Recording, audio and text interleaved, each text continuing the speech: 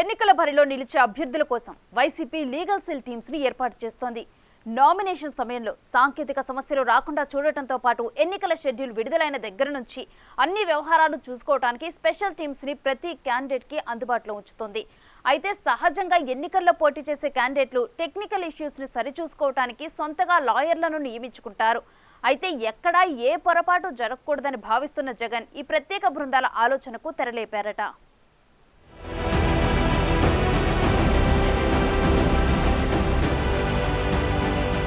ఎన్నికల్లో పోటీ చేసే అభ్యర్థులకు నామినేషన్ల ప్రక్రియ, పార్టీ బీఫామ్ సమర్పణ అత్యంత కీలకం. అక్కడ ఏమన్నా తేడా జరిగితే నామినేషన్ రిజెక్ట్ అయి పోటీలో లేకుండా పోతారు. అందుకే తమకు టికెట్ ఖరారవ్వగానే ఆ సాంకేతిక అంశాలను చూసుకోవడానికి ప్రత్యేకంగా లాయర్లను నియమించుకుంటారు. అయితే ఈసారి వారి అభ్యర్థిత్వాల విషయంలో సాంకేతిక పరమైన సమస్యలు రాకుండా వైసీపీ ప్రత్యేకంగా చొరవ తీసుకుని ఆ బాధ్యతలను తానే భుజానికెత్తుకుంటోంది. వైసీపీ నుంచి ఎన్నికల బరిలో ఉండే 175 మంది ఎమ్మెల్యే అభ్యర్థులు, 25 మంది ఎంపీ అభ్యర్థులకు పార్టీ తరపున నేరుగా లీగల్ అడ్వైజర్లను నియమించబోతోంది. వైసీపీలో పలువురు నేతలపై పలు పెండింగ్ కేసులు ఉన్నాయి. కడప ఎంపీ అవినాష్ రెడ్డి వంటి వారు హత్య కేసుల్లో నిందితులుగా ఉన్నారు. అలాంటి వారు నామినేషన్లు దాఖలు చేసే సమయంలో సమర్పించే అఫిడవిట్లలో ఎటువంటి సాంకేతిక పరమైన ఇబ్బందులు లేకుండా ప్రత్యేకంగా పార్టీ చొరవ తీసుకోబోతోంది. ప్రత్యర్థులు ఎలక్షన్ కమిషన్ కు ఫిర్యాదు చేసే అవకాశం ఇవ్వకుండా జాగ్రత్త పడుతోంది.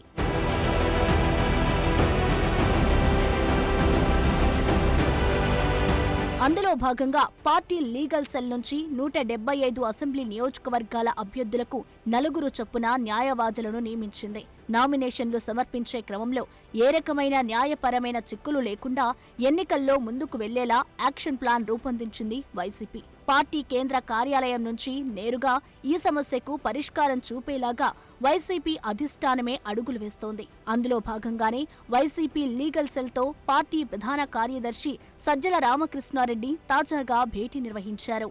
గతంలో ఎమ్మెల్యే అభ్యర్థులు అఫిడవిట్ దాఖలు చేసే క్రమంలో న్యాయపరమైన చిక్కులు ఎదురయ్యాయని వైసీపీ భావిస్తోంది. ఇక ఎన్నికల్లో గెలిచిన తర్వాత కూడా కొందరు న్యాయపరమైన ఇష్యూస్తో కోర్టుల చుట్టూ తిరిగే పరిస్థితి రావడం పార్టీకి తలనొప్పిగా మారింది. దీనితో వైసీపీ అధిష్టానం నేరుగా రంగంలోకి దిగి అటువంటి పరిస్థితులు పునరావృతం కాకుండా చర్యలు తీసుకోవాలని భావిస్తోంది.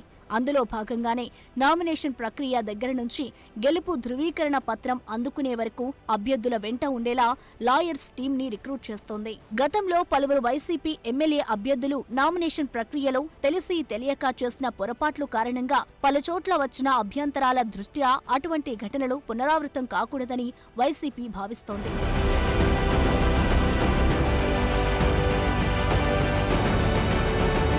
పోటీ చేసే అభ్యర్థులు తమ నామినేషన్లలో ఆస్తుల వివరాలు, గతంలో అభ్యర్థిపై నమోదు అయిన కేసుల వివరాలు, వాటి స్టేటస్, కుటుంబ సభ్యుల వివరాలు, అభ్యర్థి స్థానికత, ఆదాయం, ఆస్తుల వివరాలు, వాహనాలు, స్థిరచర ఆస్తులతో పాటు కుల ధృవీకరణ, మతం, నియోజకవర్గంలో పోటీ చేసే స్థానంలో ఓటు హక్కుకు సంబంధించిన అన్ని వివరాలను న్యాయవాదుల సమక్షంలోనే ఫిల్టర్ చేస్తారు. 2014లో మడకశిర వైసీపీ అభ్యర్థిగా తిప్పేస్వామి పోటీ చేసి గెలిచినా అఫిడవిట్లో వివరాలు తప్పుగా నమోదు చేశారని కేసు నమోదైంది. దాంతో తిప్పేస్వామి న్యాయ పోరాటం చేసి ఎన్నికలకు సరిగ్గా 2 నెలల ముందు గెలుపు ధృవీకరణ పత్రం అందుకోవాల్సి వచ్చింది. ఇక మాజీ హోంమంత్రి సుచరిత సైతం తాను క్రిస్టియన్ అని చెప్పడంతో ఒక్కసారిగా వివాదాల్లోకెక్కారు.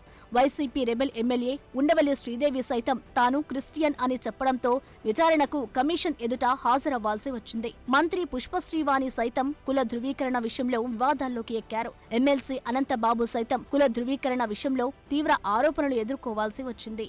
రాబోయే ఎన్నికలు అత్యంత కీలకం కావడంతో ఈసారి అలాంటి వివాదాలకు తావివ్వకుండా అన్ని జాగ్రత్తలు పార్టీ పరంగా తీసుకోవాలని నిర్ణయించారట సీఎం జగన్. ఎంపీ, ఎమ్మెల్యే అభ్యర్థి ఎవరైనా సరే సాంకేతిక అంశాలపై వైసీపీ కేంద్ర కార్యాలయం నుంచి మానిటరింగ్ చేయబోతున్నారు. అభ్యర్థులకు కేటాయించే లీగల్ టీమ్స్ కి ఈసీ నిబంధనలపై మార్గదర్శకం చేస్తారట. ఆ క్రమంలో ఎంపీ అభ్యర్థికి 28 మంది లీగల్ సెల్ సభ్యులు టీం వర్క్ చేయబోతున్నారట.